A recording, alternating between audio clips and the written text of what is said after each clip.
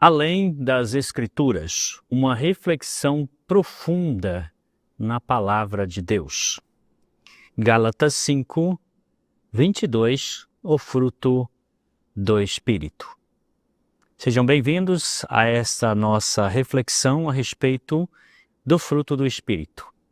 O texto de Gálatas 5, 22 nos fala sobre o fruto do Espírito. Também vamos falar dentro da nossa reflexão a respeito da natureza, unidade e diversidade do fruto do Espírito.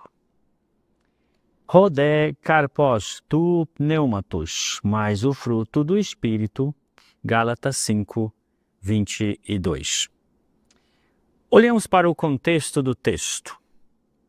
Depois de ter falado sobre a importância, natureza e necessidade da liberdade cristã, falando especificamente daquela tensão existente entre o espírito e a carne, é importante deixar claro que Paulo está falando de uma batalha, podemos assim dizer, de uma luta interna, não de uma luta externa. Lá em Efésios 6, ele fala de uma batalha espiritual e essa batalha é externa. É uma batalha contra os poderes das trevas. Aqui não estamos falando de poderes das trevas, mas da inclinação carnal, da inclinação natural do homem sem Deus. E esta carne luta contra o espírito. E é uma luta interna, e isso vai permanecer por toda a nossa existência aqui neste mundo, pois sempre estaremos, de certa forma, vivendo essa tensão. Paulo diz, isto acontece para que vocês não façam o que vocês desejam.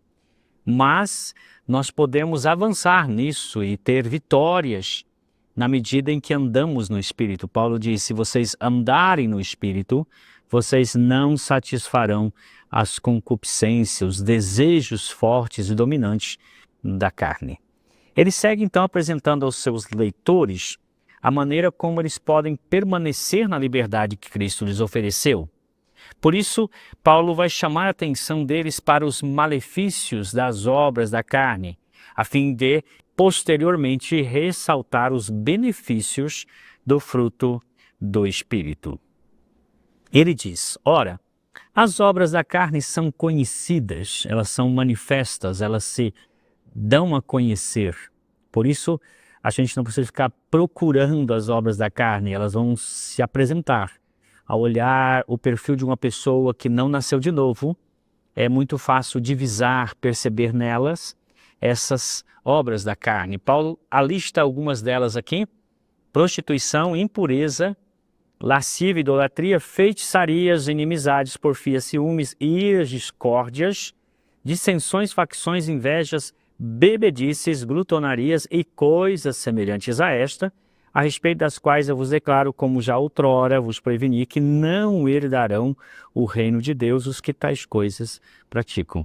Então ele está dizendo, olha, se você vive guiado pela carne, satisfazendo os desejos da carne, estes são os desejos da carne. Claro que há outros, mas aqui ele alista aqueles que ele achou importante, mais essenciais para aquela comunidade. E ele diz, pessoas que vivem nesta prática, pessoas que estão envolvidas nesse tipo de modo de viver, não herdam o reino de Deus. Não vão participar daquilo que Deus tem de melhor. E, consequentemente, nós entendemos, estão destituídos daquilo que a Bíblia chama de vida eterna. A carne se manifesta por meio de suas obras. E é aí que você pode perceber quem está andando na carne e quem no Espírito. E o Espírito por meio de fruto. Obras, fruto fazem aqui um contraste. A obra, ela envolve de alguma forma um esforço. E o fruto não. O fruto ele é natural, espontâneo. Ele está conformado à natureza. Porque se você olhar, por exemplo, para um pé de laranja, é natural que laranja produza. A videira é natural que produza uva. Então, cada um vai naturalmente expressar a sua natureza pelo fruto produzido. Há nestes versos esse contraste, duas fontes opostas, produzindo resultados antagônicos. Se por um lado a carne produz escravidão e aqueles que vivem na carne estão separados do reino de Deus, o fruto do Espírito produzirá a liberdade que Cristo nos oferece e vai fazer com que aumente esta liberdade. A gente, na medida que usamos a liberdade, na medida em que o fruto é produzido em nós, mais e mais experimentaremos da liberdade que Cristo nos trouxe. Para compreender a ideia do que Paulo está falando aqui sobre a natureza, a unidade e a diversidade do Espírito, é importante que nós olhemos a pneumatologia, ou seja, o estudo que Paulo faz a respeito do Espírito Santo, especificamente na carta aos Gálatas. Paulo tem uma preocupação com eles porque já diz de cara, logo no primeiro capítulo lá, dizendo assim, olha, vocês estão pervertendo o Evangelho, vocês estão deixando o Evangelho, porque o Evangelho é o Evangelho da graça. E vocês estão seguindo um caminho tortuoso de legalismo. E no capítulo 3 ele diz assim, olha, vocês começaram no Espírito.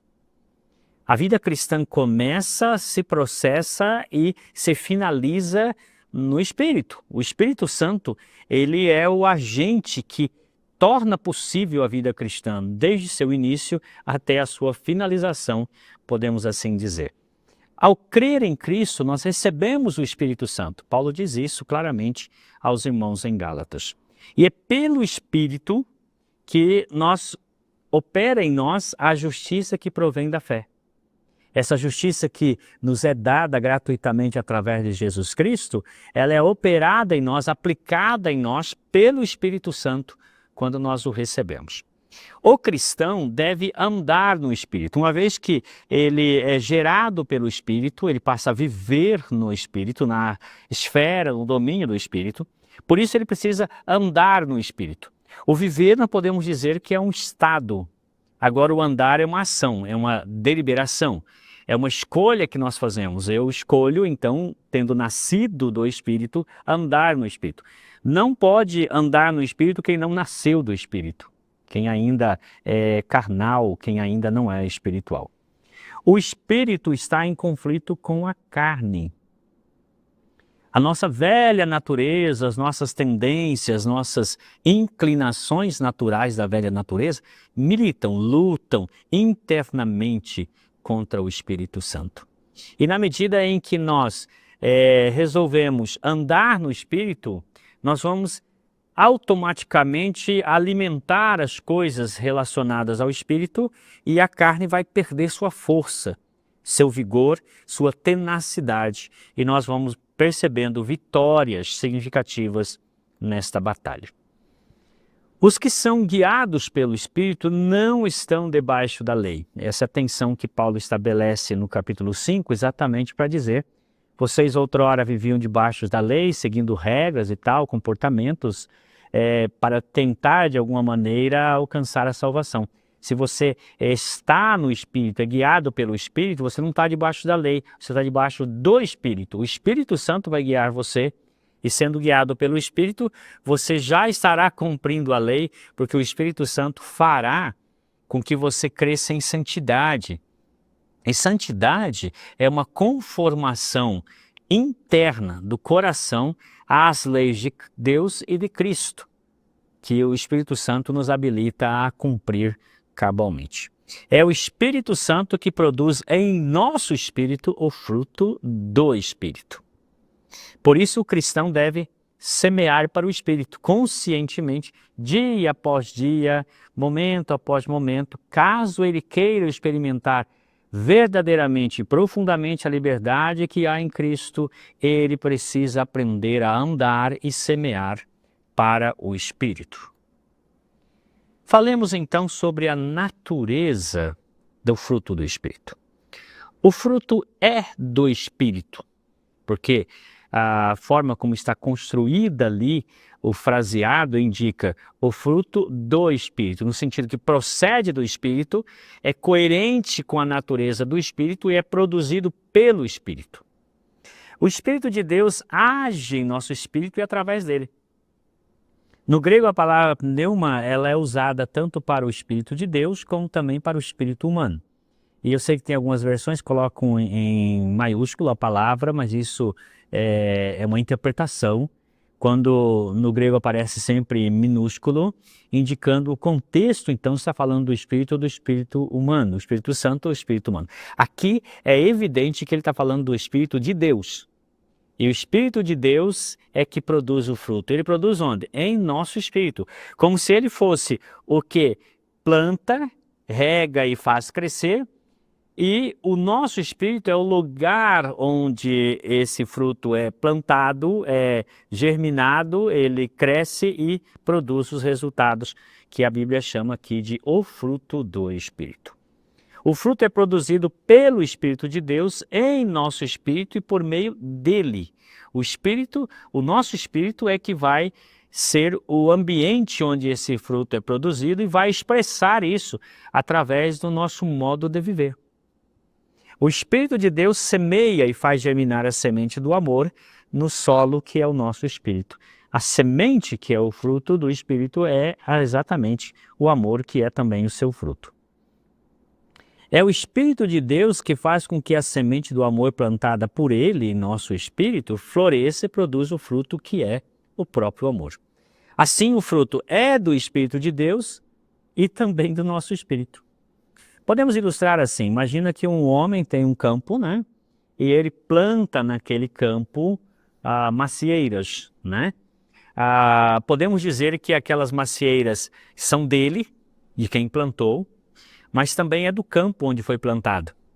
Nós podemos dizer as macieiras deste campo, ou as macieiras do Senhor José, que plantou nesse campo os pés que produziram as maçãs. Assim nós podemos fazer uma leitura que o fruto do Espírito é do Espírito, porque é Ele quem planta, é Ele quem faz crescer e produzir, como também é do nosso Espírito, pois foi plantado nele, e ali é que encontra o solo necessário para a sua produção. O fruto é de quem planta e cultiva o Espírito Santo. E também do campo onde foi plantado o nosso Espírito. Então, para entender o que é o fruto do Espírito, nós precisamos entender essa relação dupla aqui. Quem planta e exatamente onde é plantado. Então, o fruto é do Espírito em nosso espírito.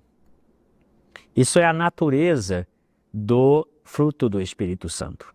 Ao dizer que o fruto é do Espírito, o apóstolo quis dizer que o fruto é produzido por ele e como tal, isso é importante salientar aqui. Se o fruto é do Espírito, o resultado, a natureza desse fruto é condizente com o caráter daquele que produz, o Espírito Santo.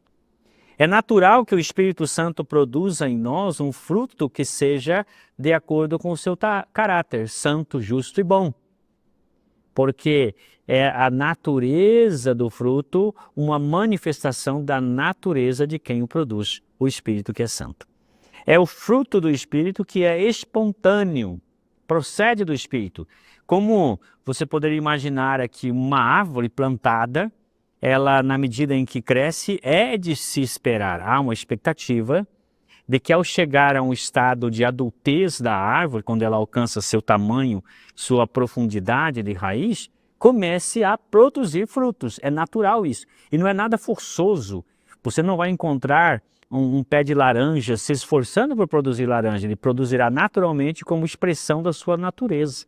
Assim o Espírito Santo naturalmente há de produzir em nosso espírito o fruto que é o amor, que é o fruto do Espírito. Sobre a unidade do fruto do Espírito. Num sentido, o fruto do Espírito é amor. Porque no grego existe ali o verbo ser, né? Está esti. Esti é exatamente o singular, terceira pessoa. Então não é no plural. Se fosse plural seria outra palavra, esmen, indicando que o fruto seria então algo plural.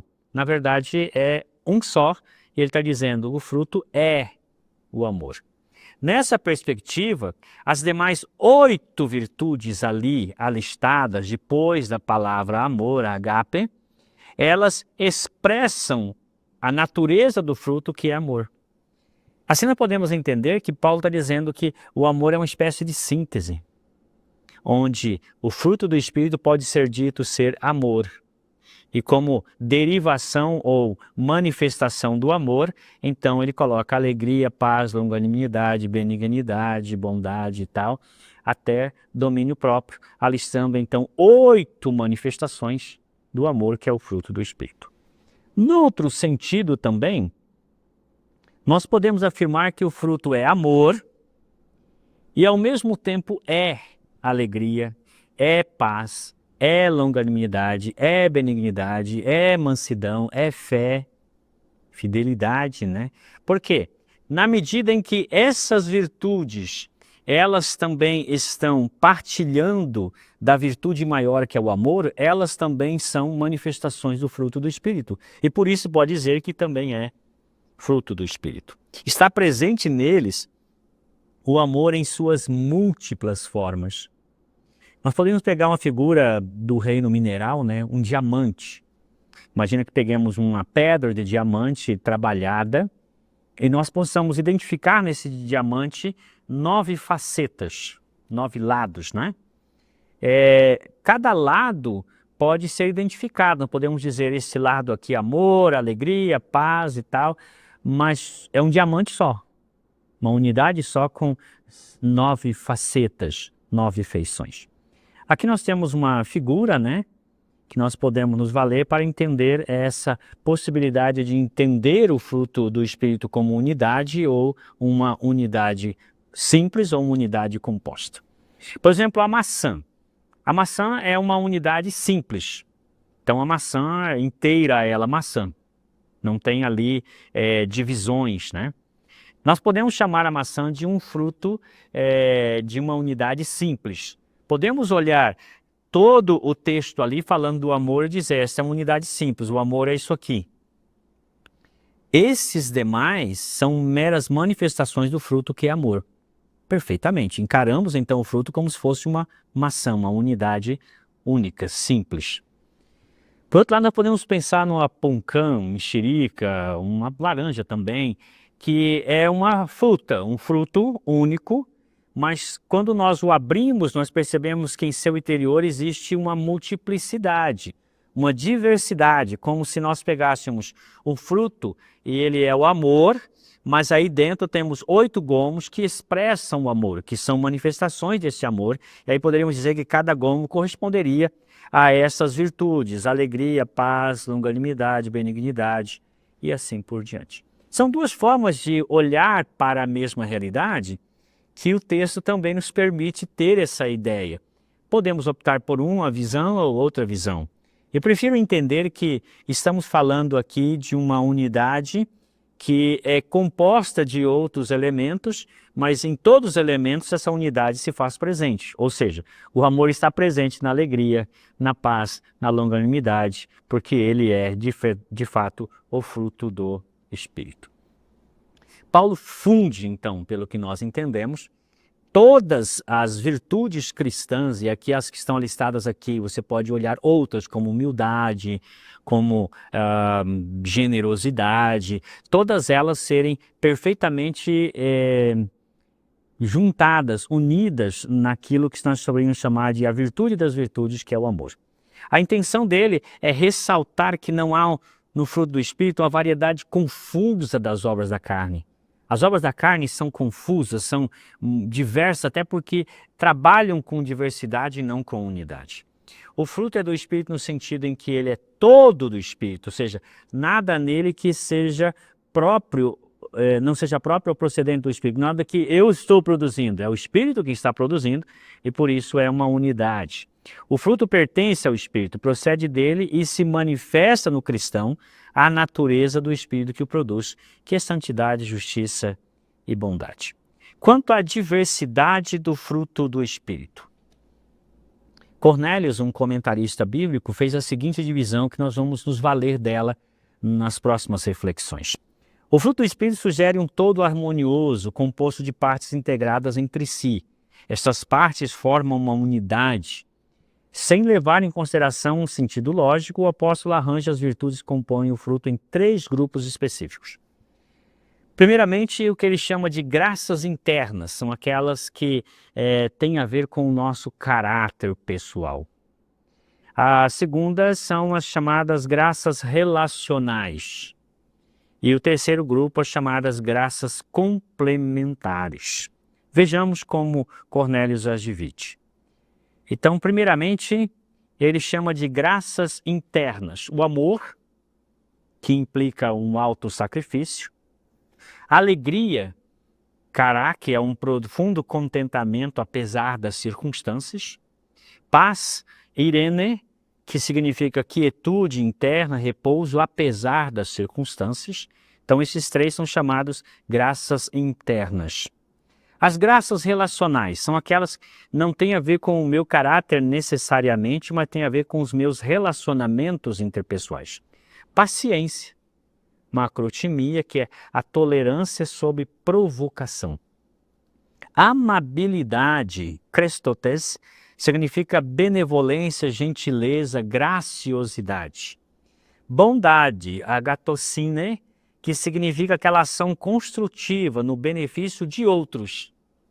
E fidelidade, pistes, que é lealdade, confiabilidade. Isso tem a ver com os nossos relacionamentos interpessoais. A paciência, a amabilidade, a bondade, a fidelidade relaciona-se a como eu estou relacionando-me com aqueles que estão ao meu redor.